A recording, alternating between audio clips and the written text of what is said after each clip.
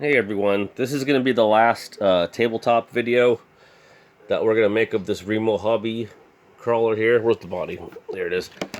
I'm not a professional YouTuber by any means. I just make these videos at random, short and sweet, one take, no editing, just recorded on my phone.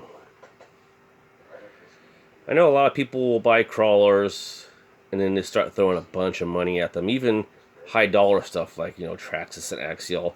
People will buy them and find things that they don't like about them and start throwing money at them. I like the budget stuff. I think it's a lot of fun. And I like to keep things, relatively stock with just a few minor tweaks to make the vehicle not suck so much. First, it was the suspension. It was super stiff with no flex. It was just ridiculous. So I changed the shock oil. I don't know what the stock shock oil was, but whatever. I changed it to some 20 weight. I wanted to go a little bit lighter, but that's all my hobby shop had. That's the lightest they had. And then it was the springs. These springs here are from Red Cat Racing, from one of their Gen 8 crawlers. My brother has a Gen 8 crawler. He took the springs out to do a full droop setup. Had the springs laying around. They're way softer. Got way more axle flex now. It's really nice. And then secondly, the body was sitting at an extreme rake. So I just did adjustment on the body. On the shocks, these ones are at the top position, while these ones on the bottom position. If you can see that, top and bottom and top, because the truck was it was sitting at such a slant. I was trying to even it out. The body was, raked towards the front, and so was the suspension, was raked towards the front. So just try to get it to even out and sit level. These do have beadlock wheels, so I took them off, and there are weights inside the wheels. The little sticky weights. There's like just 10 in each wheel. I think they're like, what are they? I think I got a couple on hand if I can reach them off camera without making a big old mess. These are here. There's 10 of these in each wheel, which will help keep it planted. I know a lot of people are against putting weights in the wheels, but because they say, oh, you're putting weight in the rotating mass.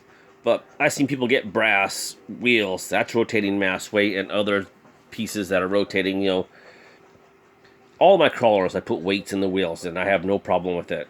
I think it's an easy and cheap, upgrade to keep things budget friendly. And then one of the main things, see on top of this axle has these mounts. That's to put a servo on top. Doesn't need that crap. The panhard bar was hitting all that crap, so as you can see, I cut it off.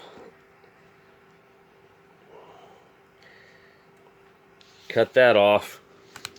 The front bumper used to stick out a lot more too, like a 1/4 inch further. So see, it has the bumper, then this cross member that bolts to the side. Took that off, then the bumper screws in from back there, and then just trimmed it down until I got it to snug in, because it used to stick out far, and it got sucked in about a 1/4 inch. It was out there. And one of the main things was the drive shaft angles were pretty steep. More so the front. I mean, they're still pretty steep, but trust me, it was worse before. And this is what I noticed. See how you have the 4-link suspension? These 2 links? Not those links. Durr. I'm trying to do it fast. The top links, they have, one top link here, no top link over there because it has a panhard bar. Well, they had this, instead of over here, they had it mounted on this side, which gave the axle a real extreme downward angle, which really made that front drive shaft bind up. So all I did was relocate it back to its proper position. The lighting here is terrible. I apologize. Like I said, I'm not professional. There are tons of videos on these out there that are way more, better quality than mine. I'm just trying to share what I've so far experienced with only owning this for like a week, and the things that I have personally done to make it better, that I've noticed that, it really did help. And honestly, without throwing big money at it, this is probably as good as it's going to get. Without having to spend little to no money on modifications. I already had the weights because I bought a big old box of them a while ago. The springs were given to me, they were free. The only money I spent was on the shock oil. It was $10. So everything else was just a free modification, things that I noticed that just weren't right from the manufacturer. So like I said, this is little to no money spent. This is as good as it's going to get. And this is the way it should be. This is a budget crawler. Keep it budget. Why throw a ridiculous amount of money at budget crawlers? After that, they're no longer budget crawlers.